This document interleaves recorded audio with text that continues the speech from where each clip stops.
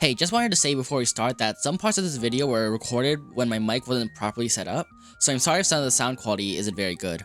I did try my best to fix it up afterwards, so hopefully it's not too noticeable, but anyways, with that said, let's get started.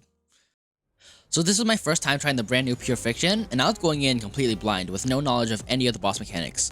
But I did hear that this Pure Fiction was Omega Shield for Remembrance and DOT, and after looking at the buffs, yeah, it definitely was. Now despite this, I still tried to use Finon, but because Finon isn't very good in Pure Fiction, and the fact that none of the buffs were good for him, he performed horrendously. I'm not going to bore you by showing the entire run, but just know that he couldn't even get 30k on either side. Now I was still able to 3-star this because, well, E2 Evernight's broken, but I really wanted to achieve a higher score. Unfortunately, my roster of characters is very limited, and really my best option was to go Castor's Hypercarry one side and Evernight Hypercarry the other. And you might be wondering why this was a bad thing. After all, those two units are arguably the best DPSs in the entire game. But both Castor's and Evernight want the exact same supports, and since they were being run separately, one of them was going to have to get the short end of the stick here. Now I decided to give Castor's all the premium teammates and leave Evernight, well, whatever supports I had left, hoping that E2 Evernight would be good enough despite the mediocre teammates. But I wasn't really happy with the results I was getting by using Cyrene with Castorice, so I decided to swap her with RMC and immediately got much better results on my first attempt. Oh wait, actually, you know what? Why don't I just give the true damage buff to Tribby? Yeah, I forgot that Tribby actually deals a lot of damage, so putting the RMC buff on Tribby is actually really valuable.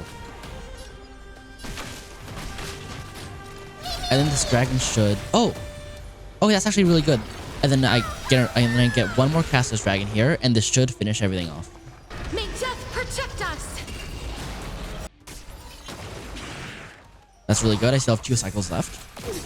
Okay, the advance is going to be wasted here. Or wait, actually I can advance Tribby.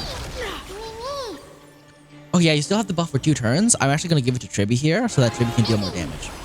Alright, Castor's dragon, and we'll see how much damage it does. Hopefully it does a lot. May death protect us. Oh my god, that damage is so low. How much percentage did it deal? It did like no damage. I think the minions are just tanking all the bounces because they just have so much HP. Oh, you freeze Tribby. That actually... Oh no, that's so bad. My buff runs out. Oh, my Tribby Respin buff runs out because of that. That's literally the worst time they could freeze my Tribby. Fortunately, I was just able to reapply the Tribby buff later and was able to get a couple more Castor's dragons. And to my surprise, I was actually able to finish off Cocolia thanks to the DOT dealing a lot of damage, which I was not expecting. Also, I realized that if Evernight could finish off Lygus here, I would actually get a score of 80k, which would be the first time I actually got the max score in Pure Fiction. Unfortunately, my Evernight team was also severely handicapped, because Ron May and Gallagher just weren't very good. But to my surprise, Evernight was actually able to finish off the first 2 waves within the very first cycle, so it was clear that damage wasn't really the main issue here. What was an issue though is the team sustain. See, Lygus has a mechanic where he will pull up 2 of your allies and activate their ultimates. However, if you use your ultimates during this time, it will drain a lot of your HP. Now normally, this wasn't really an issue because I would just run Hyacinth and heal off all the damage that was taken, but Gallagher is nowhere near as good as Hyacinth. Also, something that I initially overlooked was the fact that Gallagher's main way of healing is by inflicting a debuff called Besotted and letting his teammates heal whenever they attack the enemy. However, this team rarely attacks the enemy. Ron May is a support that doesn't attack. Cyrene and Evernight don't attack the enemies directly, their Mammo Sprites do, meaning that they also weren't getting healed from the Besotted debuff. This made it really hard for the team to survive, and I eventually just ended up dying. Even Global Passive wasn't enough to save me here because I just died again. So at this point, I decided to remove Gallagher because it was very clear that he just wasn't going to work here, and I decided to swap in Bailu. Now, in my opinion, Bailu is actually a pretty underrated sustain. Her main issue was just not being able to cleanse debuffs, which really isn't an issue against Lygus. She also doesn't suffer from the same issue Gallagher has of relying on teammates' attacks to heal, so she's by far my best option here. Unfortunately, if you want to change your team, you have to redo the entire stage, meaning that I had to redo the caster side. Now I didn't really think this would be an issue because I was able to get 40k on my first attempt earlier. And I don't know what I was doing wrong, but I had to attempt the first side multiple times before I was actually able to achieve 40k and finally move on to Lygus. Okay, finally I was able to get 40k. Jesus, that really should not have taken so long. Now we go into this wave. And it's just a matter of whether Bailu can sustain or not. Now the first part of this run played out almost exactly the same as the first run, with this team clearing the first 2 waves within the first cycle.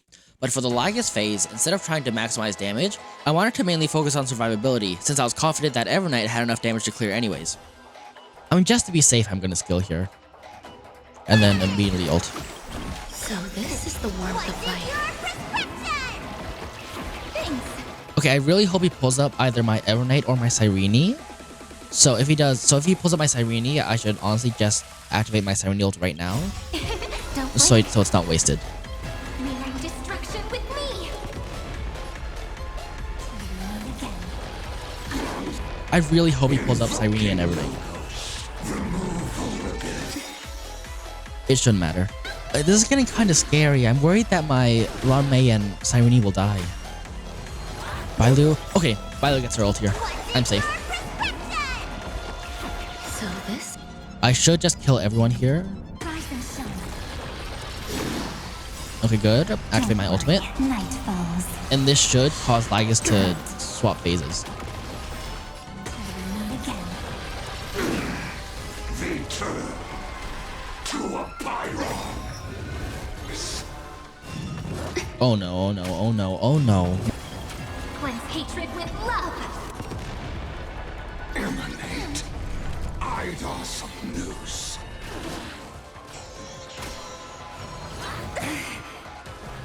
Okay, good. Okay, thank you, Bailu. Heal up on me. So Okay, I think I have enough damage to kill here because he's already at he only has 2 health bars left. So I should have enough damage. The only thing I need to worry about right now is just surviving. rise and shine. Virtue and dystrophy. Oh, do I activate? No, I do not. Okay, even though this is technically like a really big waste, I really don't want to activate my Ranmei ult right now because I'll take so much damage if I do. So even though it sucks that I lose the ultimate, I think it's the safer thing to do. I 100% have enough damage to kill here. I just need him to not kill me. Please do not kill me. Okay, as long as Evernight can get another turn, I 100% win here. Thank you. Activate Bailu ultimate. Just keep everyone alive. That's the only thing that matters right now. Just keeping everyone alive. Because I 100% can kill him here. Next time it rains, I'll be there. Umbrella in hand.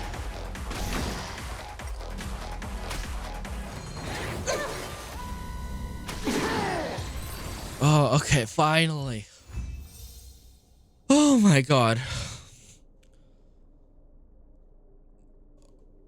Oh my god, that's literally my first time I got 80k on Pure Fiction.